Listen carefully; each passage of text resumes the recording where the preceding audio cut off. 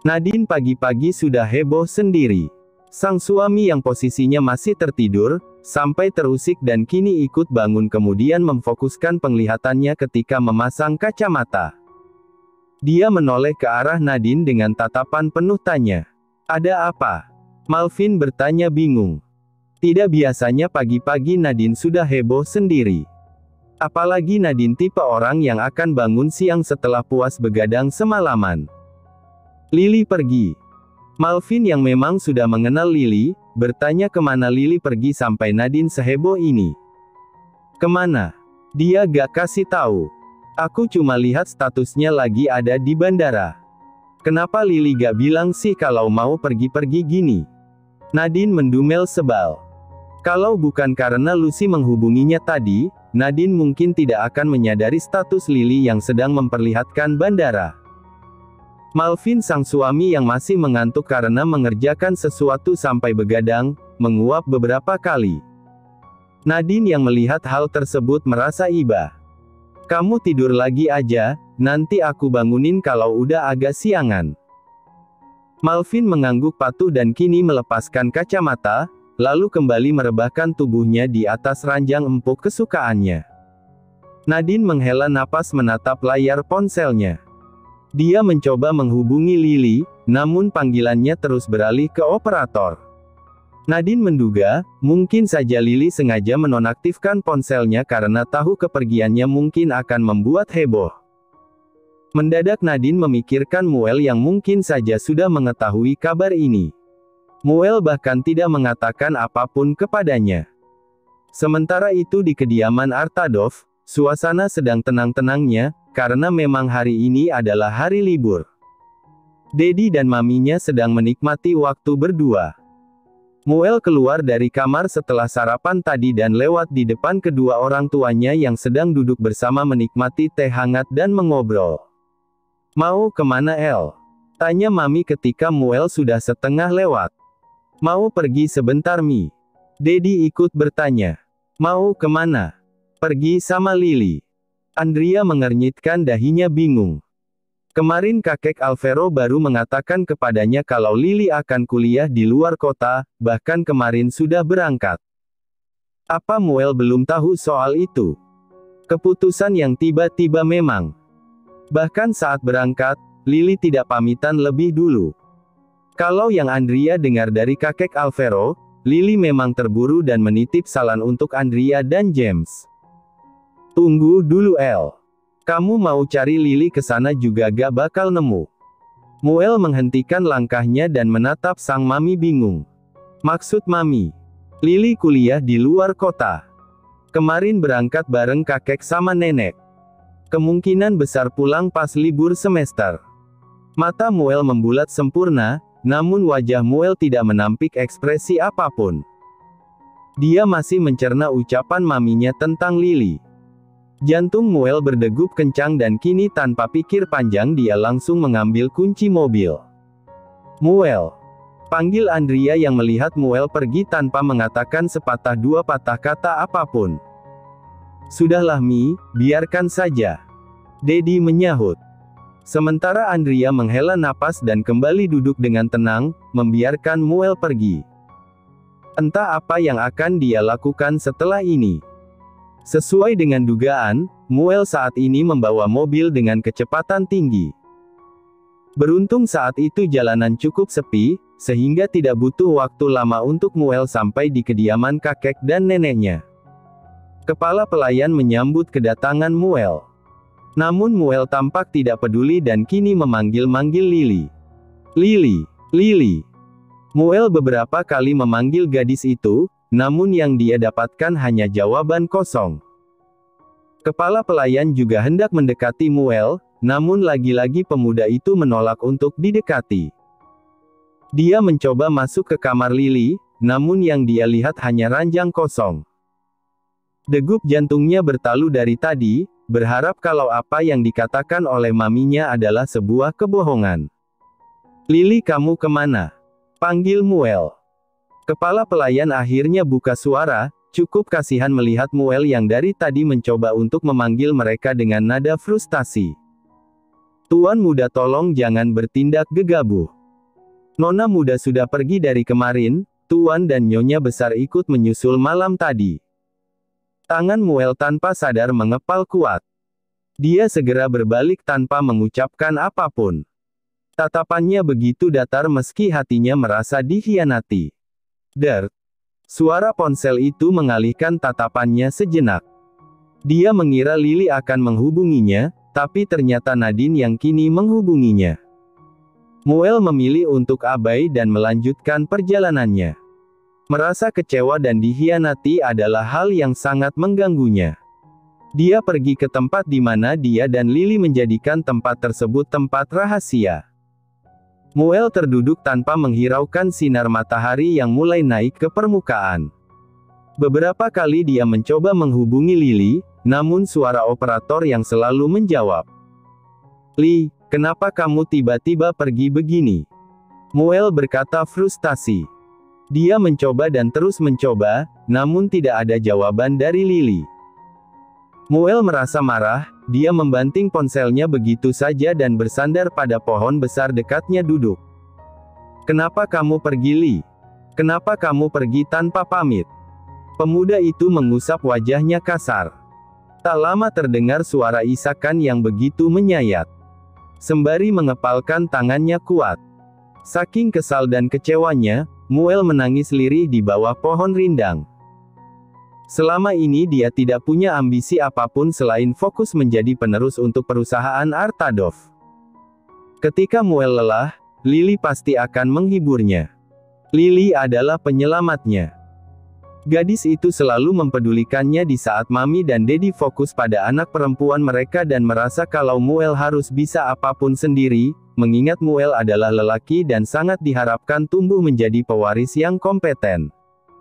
Lily adalah obatnya. Kalau Lily pergi lalu bagaimana dengan Muel? Apa Muel bisa bertahan? Muel menyadari kalau selama ini dia sudah bodoh karena membiarkan Lily begitu saja.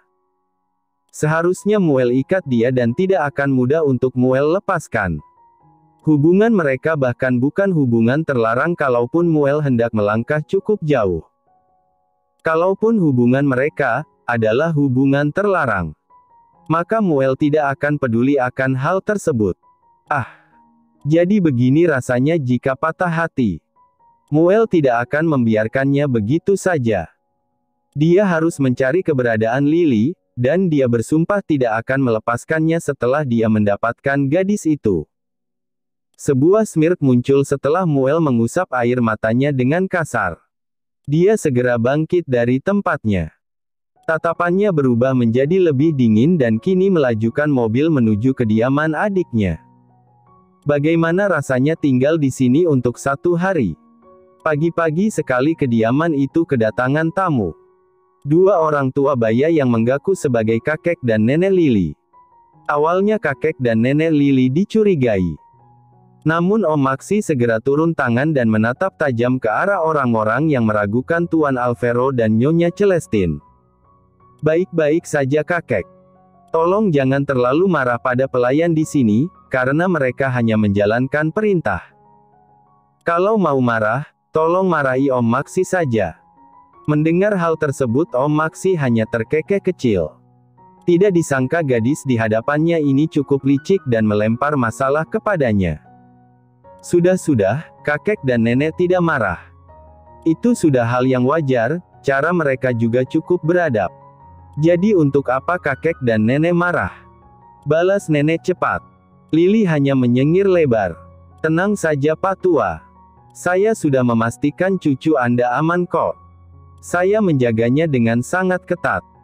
Maxi buka suara dan kini tersenyum tengil ke arah kakek Alvaro. Ini baru 1 hari, kami masih harus memantau Lily.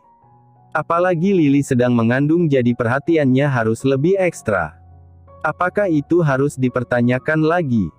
Tentu saja saya akan merawatnya dengan baik. Bahkan saya sudah menyiapkan dokter kandungan yang akan siaga 24 jam mengawasi Lily. Maxi terdengar pongah dan kini tersenyum ke arah mereka. "Lihatlah tampangnya itu. Harusnya kita bawa saja Lily kembali sekarang." Ujar kakek Alvaro yang benar-benar tidak tahan melihat ketengilan Maxi. Nenek terkekeh kecil. Bagaimana mau dibawa kembali? Dedi kan sudah memberitahu Andrea. Lily yang sedari tadi diam akhirnya menoleh dengan terkejut. Mami sudah tahu, Nek. Iya sayang. Kami memberitahukannya kemarin, tepat setelah kamu pergi. Seketika Lily menunduk dan menautkan jari-jari tangannya. Mami gak marah kan, Nek? Tentu tidak sayang. Mami hanya sedih karena kamu tidak pamitan dulu dengannya. Pasti mereka akan marah besar pada Lily. Nenek mendekat dan mengelus pelan puncak kepala cucunya. Sudah jangan dipikirkan. Karena sebaiknya sekarang Lily fokus untuk menjaga diri dan cicit nenek ya sayang. Nadine datang dengan terburu-buru. Membawakan berita buruk tentang kelakuan Muel yang terkadang di luar nalar. Semenjak Muel tahu kalau Lily pergi tanpa pamit keluar kota, Muel terus-menerus mengganggu kehidupannya yang damai. Cukup mengurus Malvin saja membuat Nadine kadang kerepotan, sekarang ditambah dengan mengurus Muel. Nadine menghela napas jengah karenanya. Mami. Dia menceritakan bagaimana Muel yang terus menerornya untuk menghubungi Lily. Mami bayangin, tiap jam Muel tiba-tiba nongol di depan rumah. Cuma untuk nyuruh Nadine telpon Lily. Kalau Nadine gak ada di rumah, dia nerobos masuk dan ganggu suami Nadine. Haduh pusing kepala Nadine. Mami mengernyitkan dahinya bingung. Padahal ketika di rumah, Andrea hanya melihat Muel yang semakin fokus belajar. Terkadang Muel akan mengunci pintu dengan alasan dia sedang belajar. Andrea khawatir mengetahui sikap Muel yang ternyata cukup berbeda dari apa yang dia lihat. Jika di depan Andrea maupun James, Muel cenderung menjadi anak lelaki yang penurut dan pendiam. Mami baru tahu kalau Muel ternyata begitu. Nadine menghela napas jengah. Dengan raut wajah yang dibuat-buat menyedihkan, Nadine menggeleng pelan. Muel sepertinya tidak bisa jauh dari Lily. Kadang Nadine heran, Muel lebih takut jauh dari Lily daripada Nadine. Mami terkekeh mendengar ucapan Nadine. Padahal ketika Nadine menikah saat itu, Muel merajuk cukup lama dengan alasan bahwa dia tidak akan pernah setuju kalau Nadine menikah. Apalagi menikah dengan pemuda yang tidak bisa melindunginya. Itu tidak benar sayang. Muel sangat menyayangi Nadine sebagai kembaran. Kalau tidak sayang, kenapa kemarin Muel merajuk ketika Nadine menikah dengan Malvin? Nadine hanya mencebikkan bibirnya sebal. Terus solusinya bagaimana, Mi? Nadine gak mau ya, ketenangan ini terus-menerus terganggu karena Muel. Mami mau cepat punya cucu kan? Andrea beringsut mundur tatkala Nadine begitu antusias meminta kepadanya agar Muel dikurung saja, dan tidak dibiarkan menemui Nadine. Suara gelak tawa itu tidak tertahan lantaran baru mencerna ucapan putrinya tentang cucu. Mami pengen sih. Apalagi setelah kalian berdua lahir, Dedi kalian itu memutuskan untuk tidak punya anak lagi setelah kalian. Mami masih pengen gendong anak kecil. Tuh kan. Makanya Mami bantuin Nadine supaya gak diganggu Muel lagi. Iya, nanti Mami usahain ya sayang. Nadine mengangguk dengan serius. Mami, sepertinya Muel memang cocok dengan Lily. Soalnya Lily penyabar, sikap Muel itu sebenarnya kekanakan dan tukang marah-marah. Cuma di depan Mami sama Dedi aja dia menjadi orang yang berbeda. Masa sih? Wajar dong. Soalnya Lily yang memang bertingkah seperti adik. Kalau Nadine kadang gak mau dianggap adik sama Muel, dan selalu bilang ke orang-orang kalau Nadine itu kakaknya Muel, sahut Andrea. Nadine hanya menyengir lebar. Dia sebenarnya ingin maminya ini sadar, kalau sebenarnya Muel itu budak cintanya Lily. Tapi kenapa maminya gak sadar-sadar? Nadine malah sudah sadar dari lama, makanya terkadang Nadine berebut Lily sama Muel. Karena raut wajah kesal Muel dan kemarahan Muel membuatnya terhibur, apalagi kalau persoalan Lily. Bagaimana dengan rencana perjodohan Muel dengan Damara, Mi? Masih berlanjut, atau sudah tidak ada harapan lagi pada hubungan mereka? Mami menghela napas panjang. Kamu tahu sendiri Muel itu bagaimana. Tante Mona juga kasih saran, kalau dibiarkan saja dulu saling mengenal. Nadine berdecak sebal, hal itu membuat Andrea melirik bingung ke arah putrinya. Perjodohannya akan sulit berhasil sih Mi. Muel kayaknya emang gak suka sama Damara. Tante Mona juga aneh. Masa maksain banget buat jodohin Damara sama Muel. Padahal Damara aja gak ada niatan pacaran, orang anaknya bengal begitu.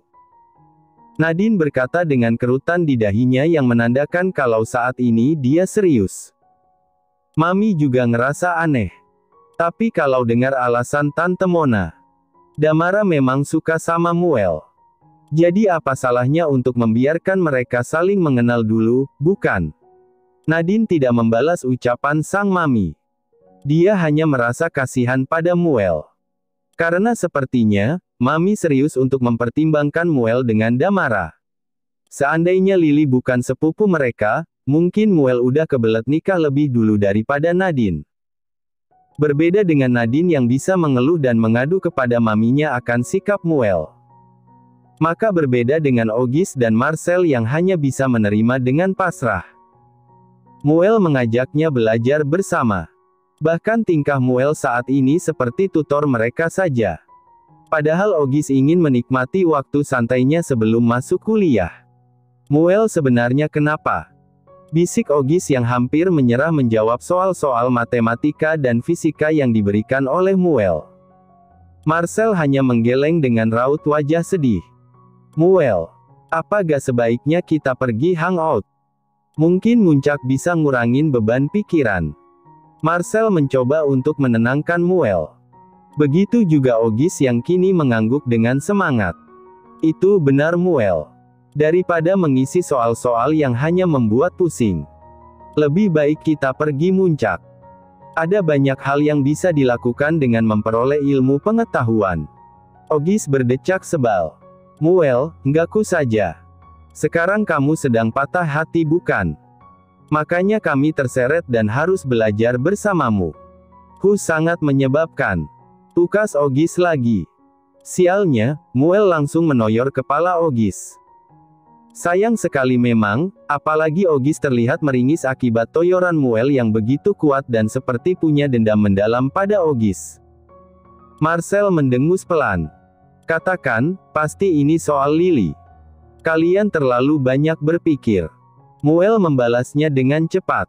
Sudahlah, kalian memang tidak bisa diandalkan. Muel langsung bangkit begitu saja dan mengambil ponselnya kemudian pergi. Meninggalkan Auguste dan Marcel yang saat ini saling pandang. Tidak lama setelah itu, mereka mendapatkan kabar dari Nadine. Muel memang sedang uring-uringan lantaran ditinggal tanpa pamit oleh Lily. Aku sudah duga, memangnya siapa lagi yang bisa membuat Muel kita ini menjadi uring-uringan kalau bukan Lily. Auguste mendekat ke arah Marcel kemudian melirik ke sekelilingnya, sebelum akhirnya berbisik pelan di telinga Marcel. Sepertinya mereka punya hubungan terlarang antar sepupu. Muel punya perasaan lebih pada Lily, bukankah itu akan jadi perasaan terlarang? Sudah hampir semingguan Lily berada di mansion mewah Om Maxi. Awalnya Lily sedikit tidak nyaman ketika diikuti oleh dua pelayan. Karena Om Maxi melarang kalau tidak dua orang yang melayani. Om Maxi juga menepati ucapannya yang membiarkan satu dokter kandungan khusus yang mengawasi Lily. Bahkan sekarang Lily sudah akrab dengan dokternya. Hanya saja Om Maxi tidak pernah berhenti mengganggu Lily. Terkadang Lily lelah kalau diganggu, namun sepertinya Om Maxi memang menganggap bahwa mengganggu Lily adalah sebuah hiburan. Seperti saat ini, Om Maxi sudah tahu kalau Lily bahkan sedang hamil muda. Dia malah kepikiran membelikan Lily gaun princess dan lengkap dengan mahkotanya. Om Maxi, Lily ini sudah besar. Kenapa sih, gak di rumah kakek sama nenek, rumah mami? Semua orang nganggap Lily ini anak kecil. Lily mendengus setelah menghabiskan makan siangnya. Informasi saja, Om Maxi pulang ke rumah hanya untuk makan siang bersama dengan Lily. Padahal ketika dia kembali, seharusnya Om Maxi sangat sibuk. Baju princess kan gak perlu karena kecil aja. Bisa buat orang besar kok, kayaknya Princess Aurora cocok untuk Lily.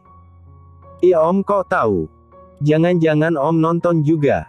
Om Maxi tertawa mendengar ucapan Lily. Bukan nonton, tapi gak sengaja nonton. Pengen punya anak perempuan kayak Lily jadinya. Tapi Lily gak mau jadi anak Om, gimana dong? Balas Lily dengan ekspresi polos. Om Maxi hanya berdecak. Bagaimana sama kondisi kesehatan kamu? Baik juga kok Om, dedeknya hebat bisa bertahan padahal sudah beberapa kali Lily tumbang, ucap Lily yang begitu bangga sembari mengelus perutnya. Lily udah bisa bikin anak kecil. Masa masih terus-menerus dianggap anak kecil? Ujarnya dengan santai dan kini menunjuk perutnya. Lagi-lagi Maxi tertawa mendengar ucapan Lily yang memang kadang menggemaskan. Tapi kalau dipikir-pikir memang benar apa yang Lily katakan tadi. Itu karena, di mata kami semua kamu masih kelihatan kecil. Pendek lagi, mana suka merajuk. Tuan, kita ada meeting penting. Asisten Om Maxi tiba-tiba datang dengan tergesa untuk memberitahukan kepada Maxi tentang jadwal penting setelah ini. Baik. Om pergi dulu ya anak kecil yang sudah bisa buat anak kecil juga. Lily mendengus sebal dan menatap kepergian Om Maxi sembari mengerucutkan bibirnya. Nona, apa setelah ini Anda ingin tidur siang? Pelayan yang dia kenal bernama Ellie bertanya. Jangan perlakukan aku seperti anak kecil. Peringat Lily. Ellie menahan senyum, menganggap bahwa nona mudanya ini memang terlihat seperti anak kecil. Apalagi ketika dia menggembungkan pipinya lucu. Dia bersyukur bisa mengenal nonanya. Sekarang Lily yang tadi katanya minta tidak diperlakukan seperti anak kecil, malah tidur dengan damai setelah memakai piyamanya. Dokter Bella juga mengatakan kepada mereka kalau ibu hamil memang suka tidur dan suka bermalas-malasan. Namun nona mereka ini sepertinya terbangun dengan cepat tatkala merasa lapar lagi. Sayangnya saat itu para pelayan juga sedang beristirahat, sehingga ketika Lily keluar dari kamar dengan muka bantal dan bando beruang, dan memeluk bonekanya. Dia yang masih setengah sadar berjalan tak tentu arah. Siapa sangka setelah itu dia malah bertabrakan dengan seseorang dan ketika mendonggak, Lily sempat terdiam melihat mata yang mirip dengannya. Om Maxi. Panggil Lily. Dikira Om Maxi, tapi sepertinya bukan Om Maxi. Karena jauh lebih muda dan alisnya lebih tegas. Bahkan kini tatapan pria itu cukup sinis ke arahnya. Nona muda Anda kenapa tidak memang? Tuan muda sudah kembali. Pemuda itu melirik ke arah pelayan yang mulai berdatangan, kemudian menunjuk ke arah Lily. Dia gadis yang akan dinikahi papi. Lily tidak tahu kalau pemuda yang memang terlihat jiplakan Om Maxi ini bisa berkata seangkuh itu. Namun karena Lily ingat pesan nenek untuk tidak terlalu merepotkan Paman Maxi, jadilah kini Lily hanya menunduk dalam diam. Dia bingung harus bagaimana, dan hanya duduk di ruang tengah sembari menanti kedatangan Om Maxi. Tubuhnya sedikit grogi ketika pemuda itu melemparkan tatapan ke arahnya. Tatapan penuh tanya dan berpikir kalau Lily ini adalah gadis yang akan menjadi ibu tirinya. Lily mau marah, tapi belum bisa berbuat banyak, karena tidak ingin membuat keributan di rumah orang. Satu hal yang pasti diketahui Lily.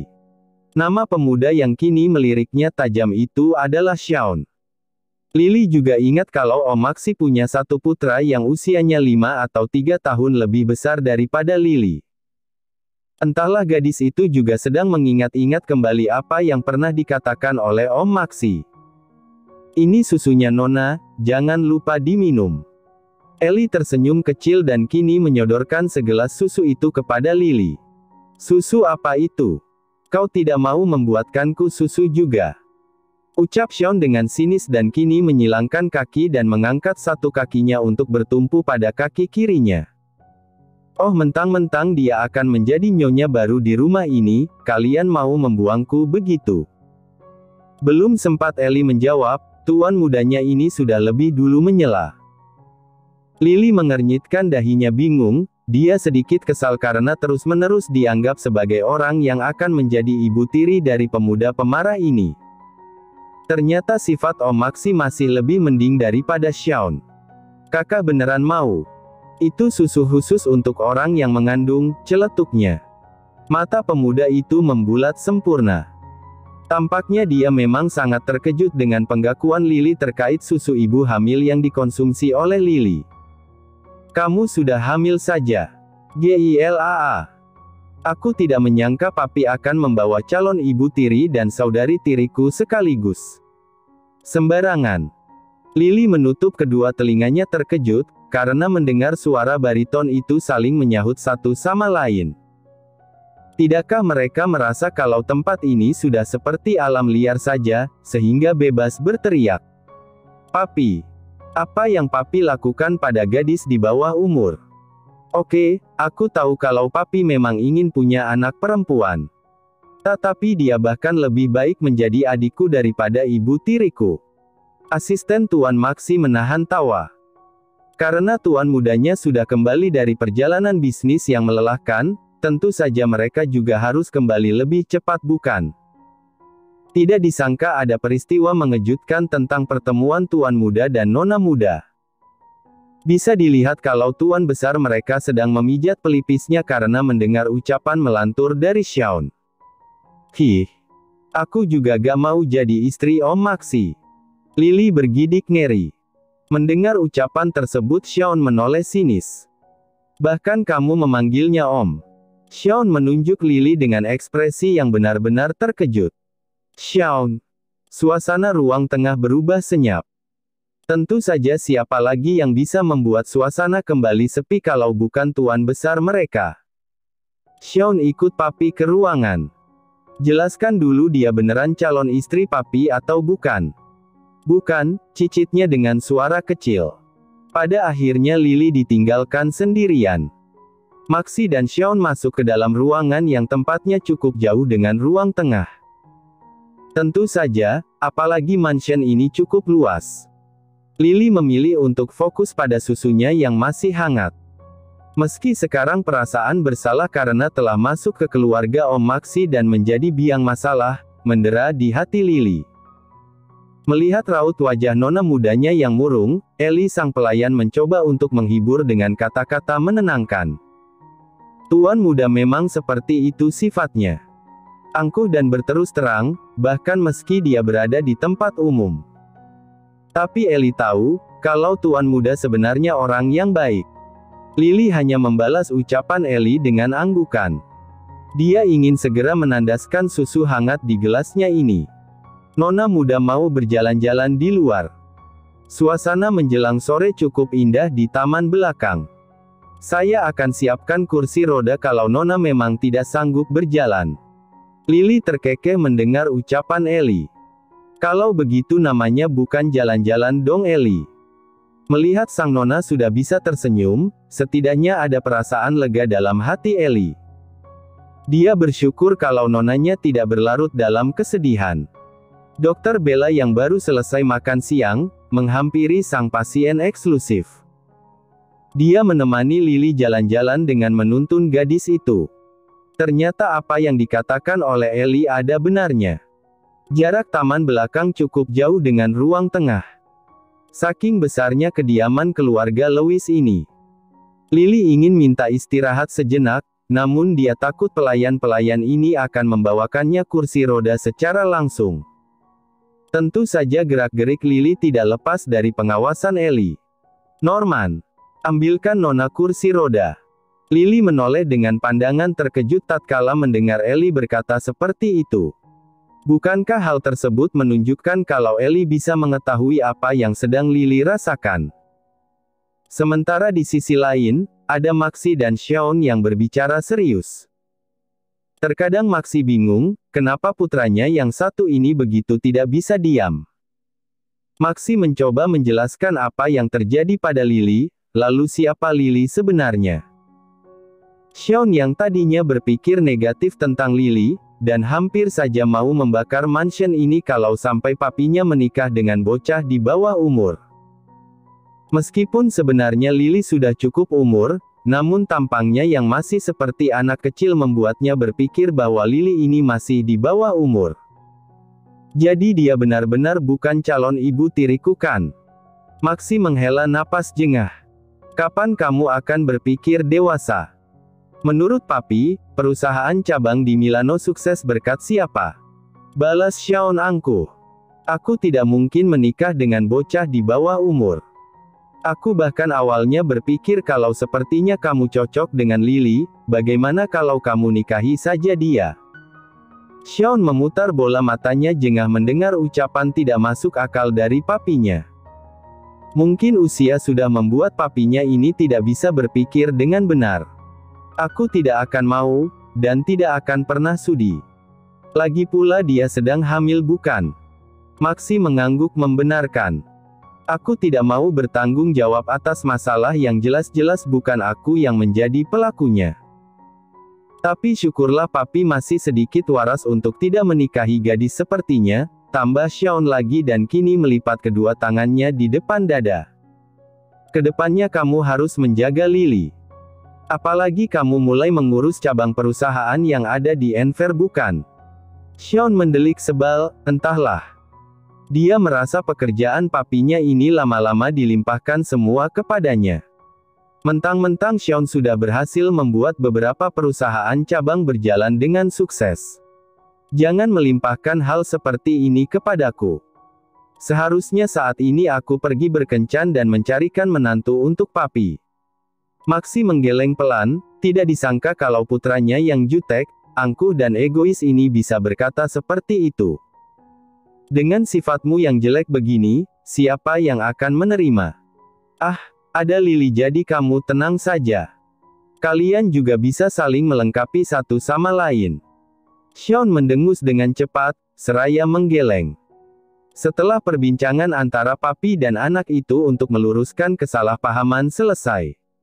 Malamnya, untuk pertama kali di rumah ini, ada makan malam bersama.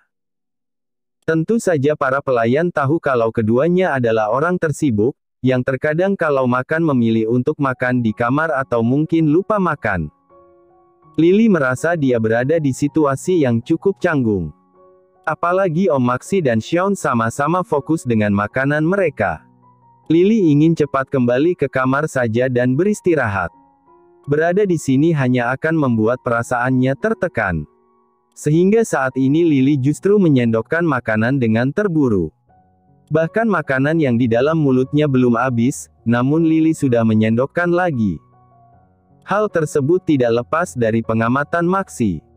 Suara yang dihasilkan oleh Lily menarik perhatiannya. Lily, iya Om. Jangan makan terburu-buru. Kamu tahu kan kakek tua kakekmu itu selalu memperhatikan kesehatan dirimu. Jangan sampai dia terkejut mengetahui kamu tersedak karena tidak bisa makan dengan tenang. Lily menghela napas. Iya Om, maaf. Xiaon yang melihat itu hanya berdeci pelan. Dia menyendokkan potongan steak yang memang khusus dia minta untuk dirinya sendiri, ke dalam mulut. Setelah itu dia ikut menyahut. Tingkahmu seperti anak kecil, tapi sebentar lagi akan menjadi anak kecil. Tidak lucu kalau anak kamu menangis, lalu kamu juga ikut menangis. Lily yang mendengar hal tersebut merasa kesal bukan main. Namun ketika dia mencerna ucapan Xiaon, memang ada benarnya. Lily sebentar lagi akan punya anak kecil, tidak lucu kalau tingkahnya pun masih seperti anak kecil. Xiaon, sekali lagi kamu bicara yang tidak-tidak kepada Lily, Papa akan mencabut semua fasilitasmu dan kamu dilarang tinggal di sini. Maxi berkata dengan tajam dan melirik putra tengilnya itu. Buah jatuh memang tidak jauh dari pohonnya. Di atas Maxi, masih ada Xiaon yang tengil luar biasa. Kasihanilah Lily yang harus menghadapi kedua pria ini. Xiaon benar kok, ucap Lily tiba-tiba. Xiaon melemparkan senyum sinisnya ke arah Lily. Benar bukan? Maka dari itu kamu harus introspeksi diri. Anak kecil sepertimu itu terlalu diberikan kebebasan sehingga kebablasan. Haruskah papi plester saja bibirmu itu? Mata Lily berkaca-kaca, dia menunduk karena tidak berani menatap Maxi maupun Xiaon. Benar-benar ucapan yang menusuk dan saat ini Lily tidak bisa membalasnya. Om, Lily sudah kenyang. Lily mau pergi ke kamar dulu ya, pamitnya dengan cepat seraya tersenyum ke arah Maxi sebelum benar-benar menghilang dari pandangan mereka. Maxi yang melihat kepergian Lily, kini menatap tajam ke arah Xiaon. Pria itu menghela napas jengah mengetahui kelakuan putranya yang benar-benar kelewatan. Sepertinya kamu yang harusnya lebih memperhatikan sikapmu. Usiamu sudah dewasa tapi masih saja kekanakan. Maksud papi apa? Kita belum tahu dengan pasti apa yang terjadi pada gadis malang itu. Mulutmu itu benar-benar tajam seperti pisau ya. Blokir semua aksesnya, biarkan begitu sampai Xiaon menyadari kesalahan dan meminta maaf pada Lily. Mata Xiaon membulat sempurna. Bagaimana bisa papinya setega itu membiarkan Xiaon tidak bisa menikmati fasilitas yang dia dapatkan dari keringat sendiri, hanya karena gadis yang entah dibawa dari mana itu. Waktunya untuk periksa, Nona. Lily yang tadinya berbaring menghadap jendela, berbalik dan kini bisa melihat Jessie nama pelayan yang satunya masuk bersama Dr. Bella. Sepertinya Nona muda melupakan saran saya. Lily perlahan bangkit dari ranjang dibantu oleh Jessie. Pelan-pelan Nona, ucap Jessie ketika membantu Lily bangkit dari ranjangnya. Lily menggembungkan pipinya, mirip seperti ikan buntal. Entahlah, Lily sekarang sedang banyak pikiran. Saran yang diberikan oleh Bu Dokter saja secepat itu dia lupakan. Dr. Bella mulai memeriksa tensi Lily dibantu dengan Jessie yang siap siaga membawa peralatan Dr. Bella, disusul Ellie yang baru saja masuk. Jangan terlalu banyak pikiran Nona. Itu tidak baik untuk kesehatan Anda dan bayi Anda. Lebih baik untuk memikirkan hal yang membuat Anda merasa lebih baik. Dr. Bella memberikan nasihat sembari menggerakkan stetoskopnya di atas perut Lily yang sudah terlihat membuncit. Sulit untuk memikirkan hal baik di saat kita sedang mendapatkan hal buruk. Dokter, apa Lily pindah aja dari sini? Lily takut sama Kak Xiaon. Dia sepertinya tidak menyukai Lily. Dr. Bella hanya menarik senyum tipis. Sejujurnya dia juga tidak terlalu mengenal keluarga ini, selain karena Tuan Maxi memperkerjakan Bella secara eksklusif. Tuan muda tidak seperti itu kok Nona. Kalau sampai Tuan muda macam-macam, kami pasti akan membantu Nona bagaimanapun caranya. Jessie mulai buka suara dan menunduk hormat setelahnya. Setelah Dr. Bella memeriksa, kini Lily ditinggalkan sendiri untuk istirahat. Lily memang benar-benar tidur, namun dia kembali terbangun ketika jarum jam menunjuk di angka 12 tepat. Perlahan-lahan Lily bangkit dari kasurnya. Merasa sedikit lapar, dia mencoba untuk keluar dari kamar. Dia tidak ingin membangunkan para pelayan. Lily hanya mengambil satu roti tawar dan segelas air hangat. Dia duduk di teras belakang sembari menatap lurus ke depan. Pikirannya kembali masuk ke dalam pembahasan Xiaon tentang Lily yang memang bukan orang baik. Semua orang pada akhirnya akan benci sama Lily. Gadis itu menekuk lututnya dan mulai makan roti tawar itu untuk sekedar mengganjal perut yang lapar. Mungkin Tuhan memberikan Lily takdir seperti ini untuk mengganti apa yang sudah Mama lakukan dulu. Tapi Lily gak apa-apa, asalkan Mama bisa tenang di alam sana. Lily tidak apa-apa kok Ma, jangan lupa doakan Lily. Gadis itu tersenyum menatap bulan purnama yang kini memberikan sinarnya. Lily mau jadi mama yang baik untuk anak Lily. Jadi Lily gak boleh nakal dan gak boleh ganggu orang, supaya anak Lily gak kayak Lily. Gadis itu kembali berkata seraya terkekeh kecil. Siapa sangka kalau saat ini ada yang sedang memperhatikan Lily. Senyum tipisnya terukir dan kini mulai merasa bersalah karena sudah mengatakan sesuatu yang menyinggung gadis itu. Terima kasih sudah menonton, guys. Jangan lupa klik like jika kalian menikmati cerita ini, subscribe untuk update konten seru lainnya, dan tinggalkan komentar di bawah tentang apa yang kalian pikirkan atau cerita apa yang ingin kalian dengar selanjutnya. Dukungan kalian sangat berarti. Sampai jumpa di video berikutnya.